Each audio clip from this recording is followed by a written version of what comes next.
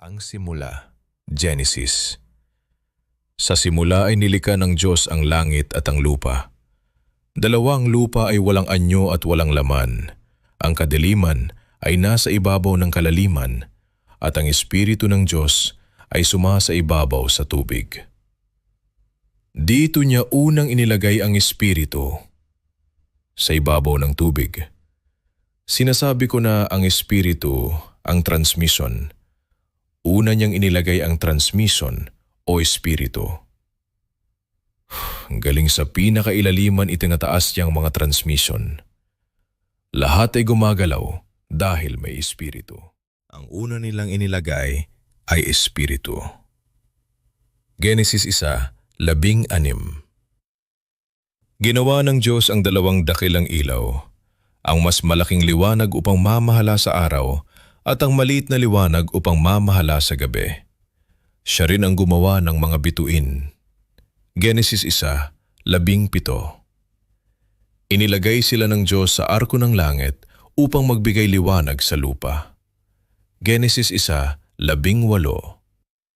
Upang pamahalaan ang araw at ang gabi at upang paghiwalain ang liwanag sa kadiliman.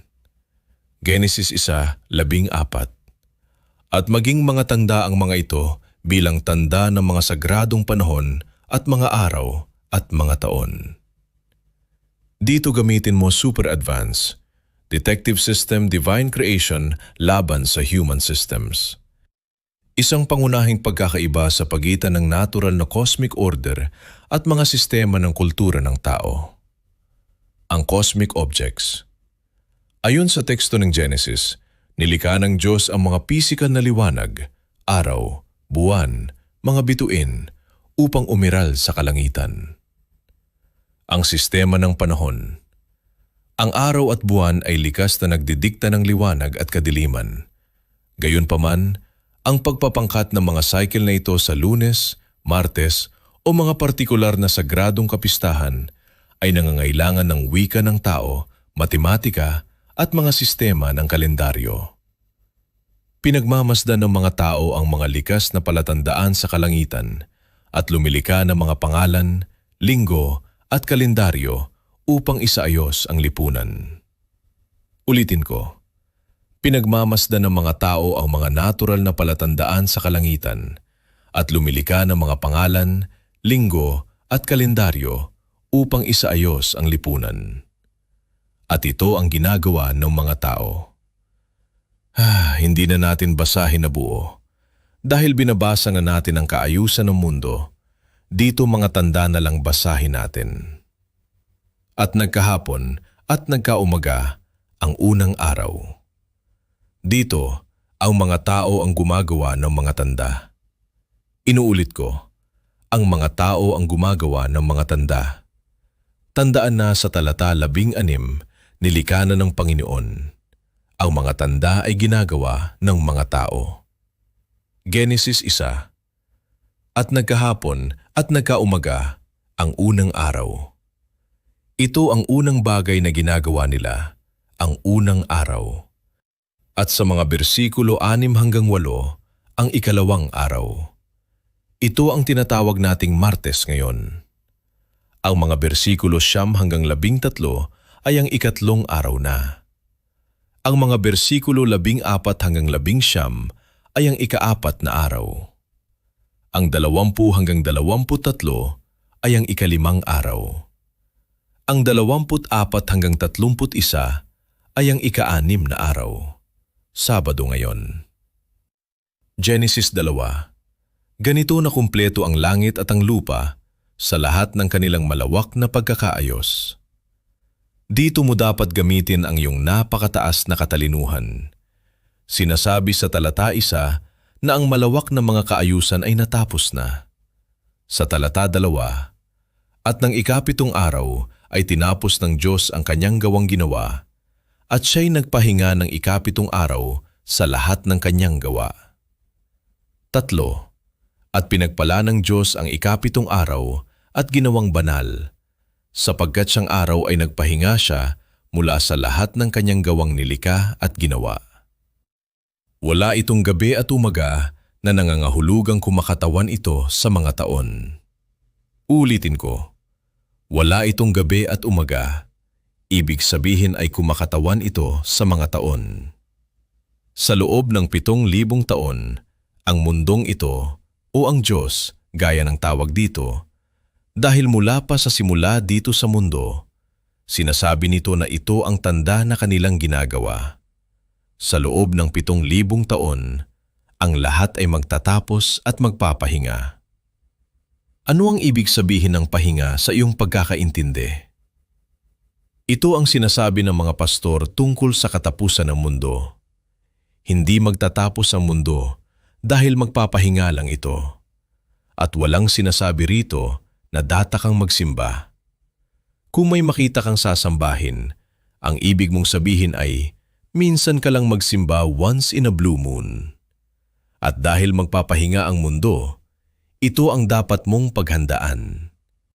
Ang mabuhay sa loob ng 7 taon dahil magpapahinga ang mundo. Magpahinga. Ito ang kasaysayan ng langit at lupa ng likhay ng mga ito, nang gawin ng Panginoong Diyos ang lupa at ang mga langit. Inuulit ko, ito ang kasaysayan ng langit at lupa ng likhay ng mga ito, nang gawin ng Panginoong Diyos ang lupa at ang mga langit. Hindi na natin binabasa ang bersikulo 5 dahil siya ang lumikha. Ito ang ginagawa ni Kristo kasama sa mga tanda. Siya na ang lumikha. Hindi ko kinukuha ang kay Kristo. At ngayon, dumako tayo sa kwento ni na Adan at Eva. Ang muling pagkabuhay. Inuulit ko sina Adan at Eva, ang muling pagkabuhay. Tandaan, hindi ito si Kristo Jesus. Ako ang ako. Ang muling pagkabuhay. Unang Korinto 15, bersikulo 50. Mga kapatid, ang laman at dugo ay hindi maaaring magmana ng kaharian ng Diyos. Ni ang may kasiraan ay hindi magmamana ng walang kasiraan. Mula rito, kukunin na lamang natin ang may kasiraan ay hindi maaaring magmana ng walang kasiraan. Ito ang iyong katawan na nabubulok at nagiging alabok. Ang iyong espiritu at ang iyong kaluluwa ay hindi nabubulok. Hindi mo na maaaring pag-isahin ang iyong kaluluwa at ang iyong espiritu dahil ang iyong katawan ay naging alabok na. Ito ang tawag natin kapag ikaw ay namamatay na.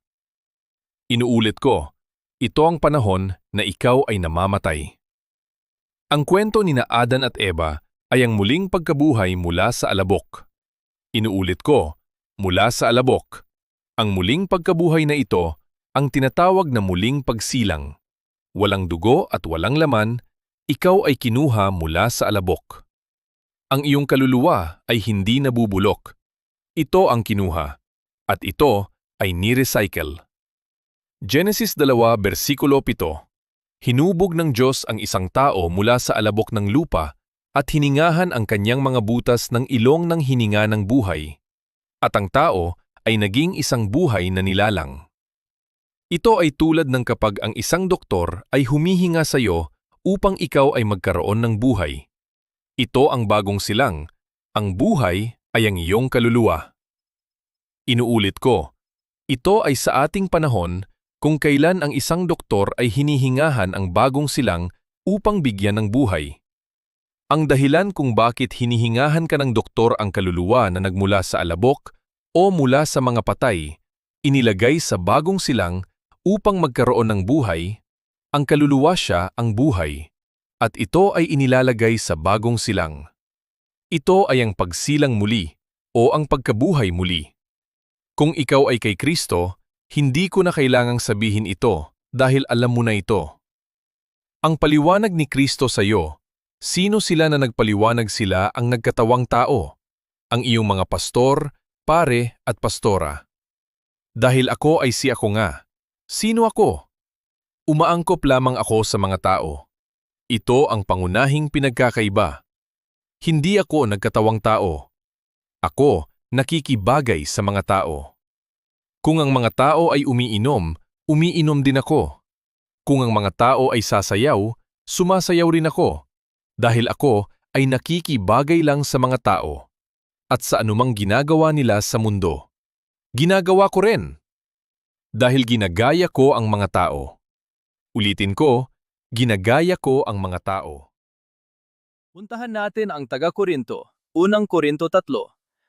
Binigyan ko kayo ng gatas, hindi matigas na pagkain, sapagkat hindi pa kayo handa para doon. Inuulit ko, unang Corinthians 3. Binigyan ko kayo ng gatas, hindi matigas na pagkain, sapagkat hindi pa kayo handa para doon. Totoo, hindi ka pa handa. Ito malinaw ang pahayag at Biblia ang nagsasabi. Ang pagkabuhay muli ang newborn baby, ang kaluluwa mo ay kinuha doon sa alabok, wala ng dugo at inilagay sa bagong silang. Ulitin ko, ang pagkabuhay muli ang newborn baby, ang kaluluwa mo ay kinuha doon sa alabok, wala ng dugo at inilagay sa bagong silang. Sa verse 3 ng taga-Korinto pa rin tayo, verse 3. Makamundo ka pa rin, sapagkat yamang may paninibugho at pagtatalo sa inyo, hindi ba kayo makasanlibutan? Hindi ka ba kumikilos na parang tao lang? Malinaw ang sinasabi kahit binuhay ka na muli, ganun ka pa rin. Walang pagbabago, makamundo pa rin. Kita mo na o hindi? Huwag na tayong madlukuhan, Biblia na ang nagsasabi. Vir 4, sapagkat kapag sinabi ng isa, ako ay kay Pablo, at ang isa naman, ako ay kay Apolos, hindi ba kayo ay mga tao lamang? Malinaw na tayo ay tao lamang, sina Paul at Jesus ay tao lamang. At inaangkin nyo na kayo ang tama. Sino ba ang tama sa inyo? Verse 1. Mga kapatid, hindi ko kayo maaaring kausapin bilang mga taong nabubuhay ayon sa Espiritu, kundi bilang mga taong makamundo pa rin, mga sanggol pa rin sa Kristo. Biblia ang nagsasabi, kayo'y mga sanggol pa, hindi bata ang sinasabi, kayo'y mga sanggol pa at kailangan na kayakayin dahil bata pa ang isipan. Hindi ako ang nagsasabi, Biblia. Kailangan mong akayin dahil ikaw ay isip bata. Ito ang kwento ng muling pagkabuhay muli. Ang kay Kristo ay mga isip bata pa rin.